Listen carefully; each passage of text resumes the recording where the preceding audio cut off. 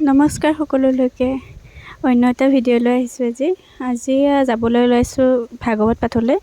আমাৰ গাঁৱতে ভাগৱত পাঠ আছিলে, তাৰে যাবলৈ ওলাইছোঁ।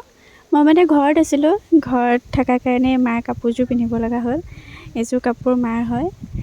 মই বহুত ভাল লাগে এইযোৰ কাপোৰ মানে। ধুনীয়াকৈ ওলাই কৰি এই নামঘৰ মানে বাটচৰাটো মুকলি কৰিছে।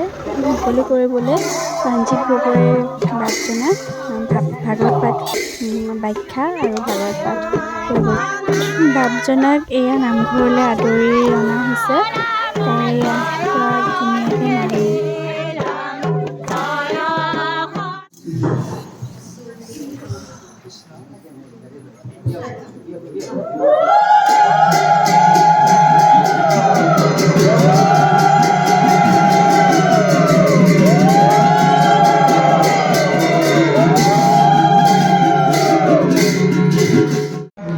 ভাগৱতে নকৰিবলৈ কোৱাখিনিকে আমি কৰি থাকিম, তেতিয়াহ'লে জানিব সিদিনাৰ পৰা ভাগৱতে কাল ৰূপ ধাৰণ কৰি আপোনাৰ মোৰ বাবে অমংগল হৈ যাব।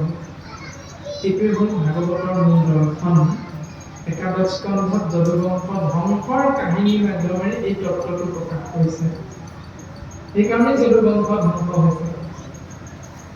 এনেকৈ যদুবংশ ধ্বংসৰ শুনি মেলি ভাত খাই বহুত ভোক লাগিছে। খাই কৰি বাকী যাবলৈ ওলাইছোঁ। বাকী ভিডিঅ'টো ভাল লাগিলে শ্বেয়াৰ কৰিব। বাই।